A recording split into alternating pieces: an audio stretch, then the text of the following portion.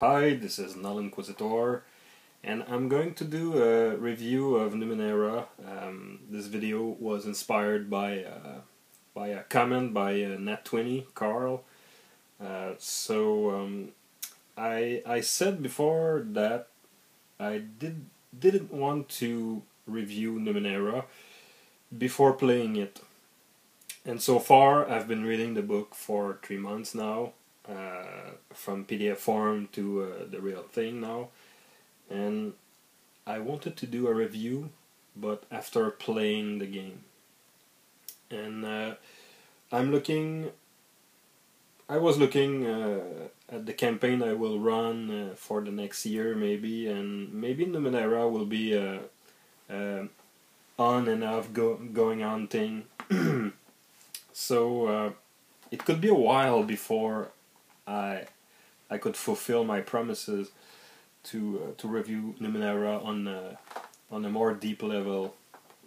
So I could propose to you to check out several Numenera reviews already in written format or in video format on the web. There is several of them. So I will not talk about this game in the mechanical details, because most people who are read the book have done this. So I'm going to talk about this review just because I will not be able to review this game for a while, and yeah, just to cheat my own promises and just to do a video. So I'm not going to talk about game systems, game mechanics. Most people have done it so far. So I'm going to try to base my experience on the one little test run. I run a short demo with a friend, and I've noticed some things, and I will base this review only on my experience as a GM. So and what I think this game might make appear at the table while playing it, in my opinion. So it will be totally biased and not very scientific. So here we go. So Numenera, what it is? Well, it's a game set in on Earth, 1 billion years in the future, and so it's already about science fiction, the future, and stuff like nanoparticles, transdimensional stuff, reality-altering device, and it's also a fantasy game. So if you think this game is like Pathfinder, you will be mostly correct, because in Pathfinder you can have like laser swords and blaster in some countries of Golarion. You even have one that mimics the French Revolution, which I found hilarious. But Numenera is more on the science fantasy genre, or what I prefer to call weird fantasy. So it's about things that could make sense in a scientific way, but it's so far future and so advanced that it's not distinguishable from magic. So in this game, what it is, you can play 3 types of character: Nano, Jax, and Glaive. So they are like your magician, thief, and warrior, fighter. But also, if you read closely in the Game Master section, and it's a little closer to the end of the book, you can also play mutants and aliens. So if you want something really weird, you can talk your Game Master to create a character that is very unique. So you're encouraged to play and design a character that is weird. So for instance, you want violet hair, done. You want an arm made of glass, done. You want 3 eyes, done. So there's no so much mechanical stuff in the appearance of your character, so you can pretty much decide how we look. And since it's a billion year in the future, you can declare that your character is 1% human or totally human. At this point, it doesn't make any difference. The word Numenera comes from the devices you found and contraption left behind by 8 previous civilizations. So the setting of Numenera is called the 9th world for this reason. And the Numeneras are these relics from the past, and they come into 2 forms. The ciphers, which are one-use thing, and artifacts, who are more permanent, and think of it like an airship or something powerful, like a blaster cannon. So anything that is permanent will be called an artifact. And a little trivia for this game. The game mechanic is called the cipher system, and it will be used in the next game from Monte Games, The Strange. So the word cipher comes from the lower form of Numenera, the ciphers. And what this game is not is it's not a generic game. This game, you cannot right from the bat play a modern spy game with this game. You cannot even play a typical dungeon crawl fantasy type of stuff. It's really a game mechanic that is like imbricked or part of the setting. So you can hardly detach one from another. It's not a crunchy game. It's somehow hackable. You could hack the system and do other stuff with it, but you'll end up writing up a lot of powers and stuff yourself. And you can see the book is pretty thick, so if you want to do a supers game with this, you will have to write a lot of stuff. So maybe recycle some bits of it, but this game is not generic. If you play Numenera, you will be inclined to use the setting as well. Why should you play this game? In my opinion, if you're looking for an interesting player versus GM mechanics, or dynamics, I should say, this game have the potential to create a very interesting dynamic at the table. Since in this game you don't, as a GM, you don't roll dice. You may roll dice for random generation of treasure, for example. But in combat or in social interaction or mental combat or exploration, you will never roll a dice. You will just say stuff to the player, and the player will roll anything, will roll everything. So if you're a GM like me from the old school, not rolling dice will throw you off at the beginning. Even in my little demo I run, I was a little put off by this, but it's kind of refreshing from another standpoint. Since you don't roll stuff, you don't check off initiative or whatever, you really can focus your mind on just the story, and that's a good thing. So it's super easy to prep. You can whip out an NPC for Numenera just by saying this guy is level 2, and that's it. You have the stats for this NPC. And sometimes you will see in this book, in the sidebars, NPCs that are described like this. This woman is level 4, but if you're trying to deceive her, or if she's trying to deceive you, she's level 6, and that's it. So pretty much with that you can work your game mastering with just these little levels, since they represent difficulty for the player to overcome. Since the player roll all the dice in this game,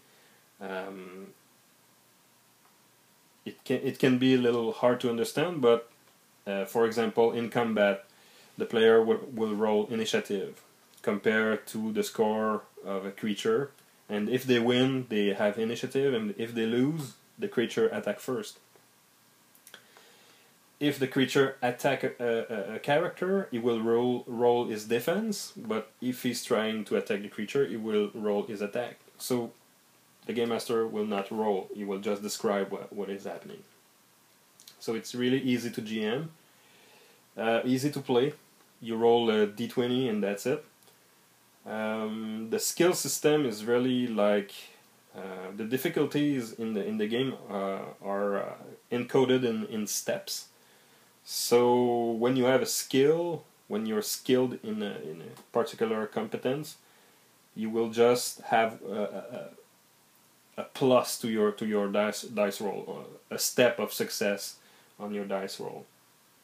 So the skill list is like, there is a skill list in the book, but you pretty much make your own, so you can have any skill in this game.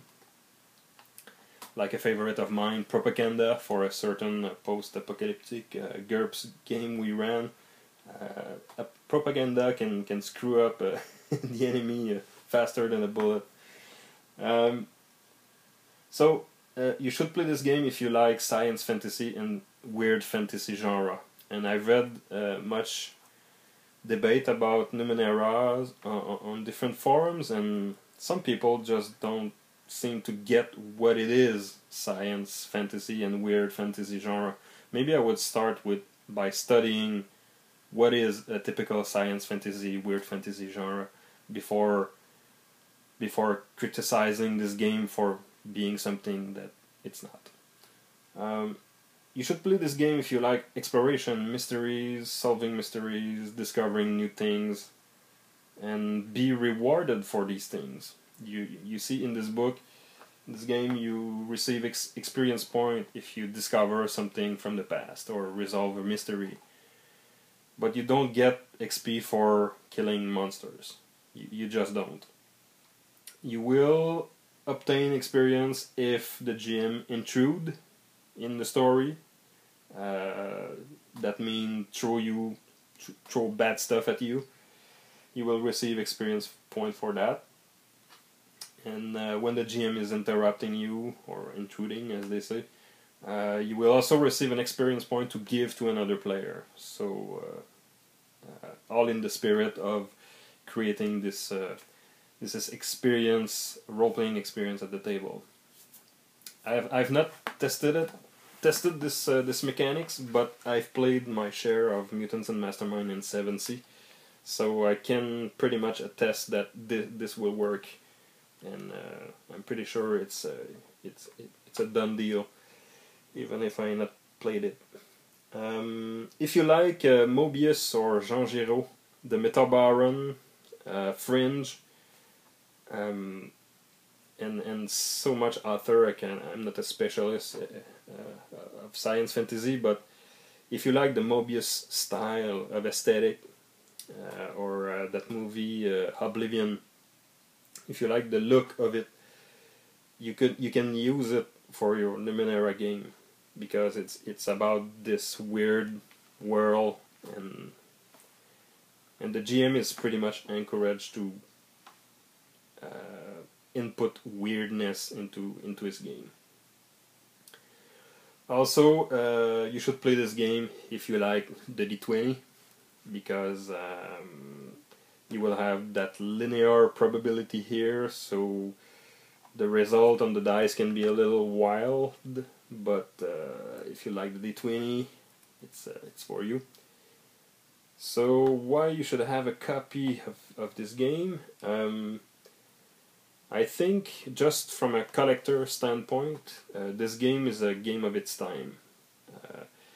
it's not that it's super original and brand new and never seen before kind of mechanics. It borrows a lot from dozens of different games, but the mixture is pretty much special, and it's a game of its time. So the book is beautiful. It's a beautiful, sexy thing, and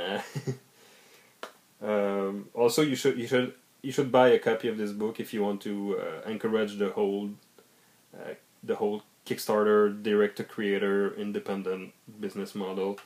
So if you want to encourage the little guy out there, not to say that Monte Cook is little, but and yeah, and is there things in this book that bothers me? Of course. They're not super huge, so I will just throw them to just to not give Numenera a perfect score. Yeah, it's about not rolling the dice for anything. It's destabilizing at first, but after some time you get used to it, so it's not so bad. And the characters seem to character who wears armor will get fatigue just by traveling with their armor on them. So you see in this game you have 3 pull stats, and might and the other 2 something like a mental and dexterity. And if you are wearing armor, you will lose points from your might pool just because you're traveling.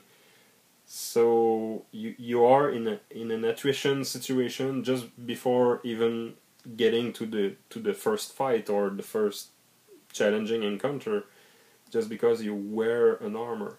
I understand the whole thing about wearing armor on the long run and being fatigued about it. I know. I have friends who wore the complete set of armor for a LARP, and they all say the same thing. It's super cool in the first minute, but after an hour of wearing steel, you're like sweating like a pig, and you're really tired after a day. So I understand the whole concept, but for me, Numenera is a little bit more cinematic and fantasy-esque.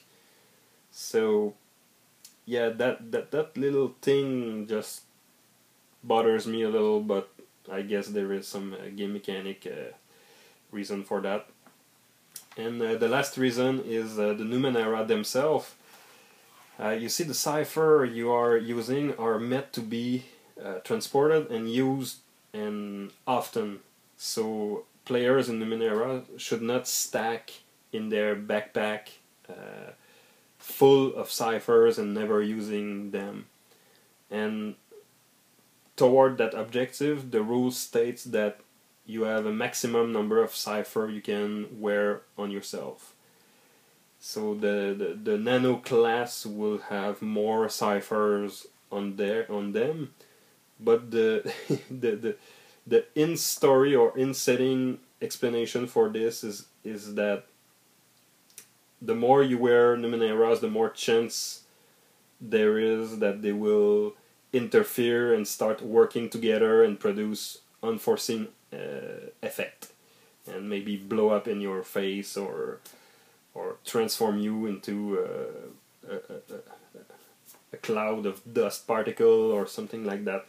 So, and as you get tiers or levels, you will be able to travel with more ciphers, and I don't see the real understanding for that, apart from, hey, the player should not have more than 2 or 3 ciphers.